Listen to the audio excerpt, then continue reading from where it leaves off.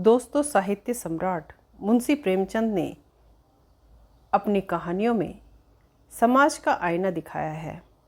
आज हम बात कर रहे हैं उनकी श्रेष्ठ कहानियों में से एक कफन की।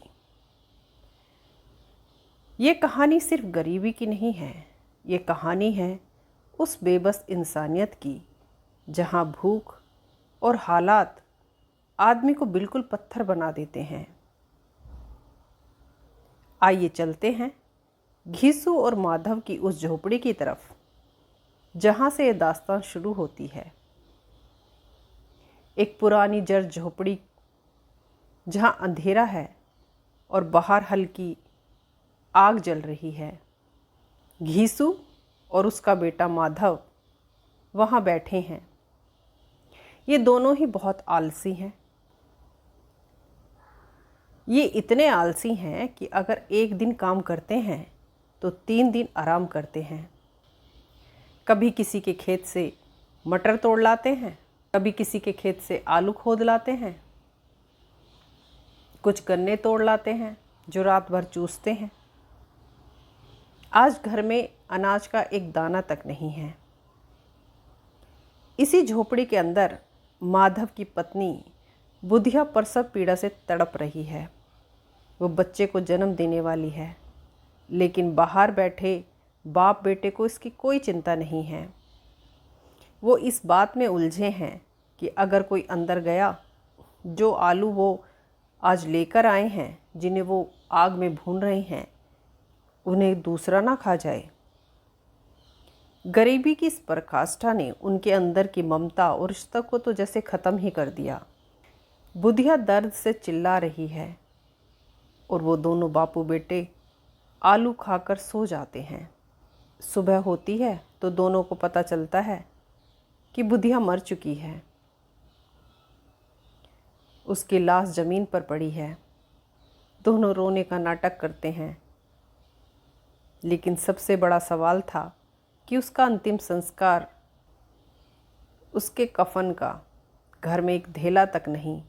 दोनों रोते बिलखते गांव के जमींदार के पास पहुँचे। जमींदार उन्हें बिल्कुल पसंद नहीं करता था, लेकिन इंसानियत के नाते वो उन्हें 2 रुपये दे देता है। जमींदार के पैसे देते ही बाकी लोग भी थोड़ा बहुत अनाज पैसे उन्हें दे देते हैं। दोनों के पास 5 रुपये हो गए थे। अब दोनों के पास कफन खरीदने के लिए ये एक अच्छी रकम थी। ये कहानी में वो मोड़ है जो पढ़ने और सुनने से इंसान को अंदर से झकझोर देता है। घीसू और माधव कफन लेने बाजार जाते हैं।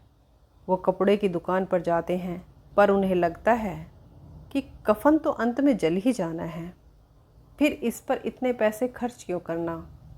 एक पतला सा ही कफन ले लेते हैं।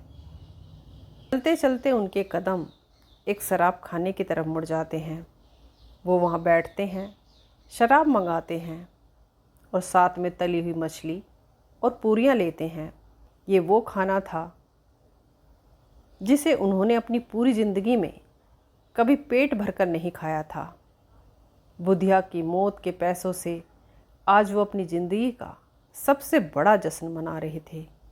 नशे में धुत होकर माधव कहता है, दादा, बुधिया को तो बड़ा पुण्य मिलेगा जिसने हमें यह खाना खिलवाया। घीसू जवाब देता है, ज़रूर मिलेगा। जीते जी उसने हमें कभी पेट भरकर खाना नहीं दिया, पर मरते मरते वो हमें दावत दे गई। प्रेमचंद जी यहाँ समाज पर एक करारा व्यंग करते हैं कि जो समाज एक जिंदा औरत को दवाई और रोटी ना दे सका, वही समाज उसकी लाश को ढकने के लिए कफन का पैसा दे रहा है। कहानी के अंत में दोनों बाप बेटे नशे में झूमते गाते और नाचते हुए वहीं ज़मीन पर ढेर हो जाते हैं।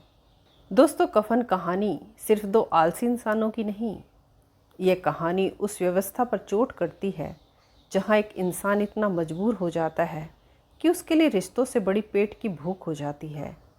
प्रेमचंद जी की ये कहानी आपको कैसी लगी? क्या घीसू और माधव गलत थे या उनके हालात ने उन्हें ऐसा बना दिया था? अपने विचार कमेंट्स बॉक्स में ज़रूर बताइएगा। अगर आपको ये कहानी, हमारी प्रस्तुति पसंद आई हो तो वीडियो को लाइक करें और हमारे चैनल को सब्सक्राइब करना ना भूलें। मिलते हैं अगली कहानी में। तब तक के लिए धन्यवाद।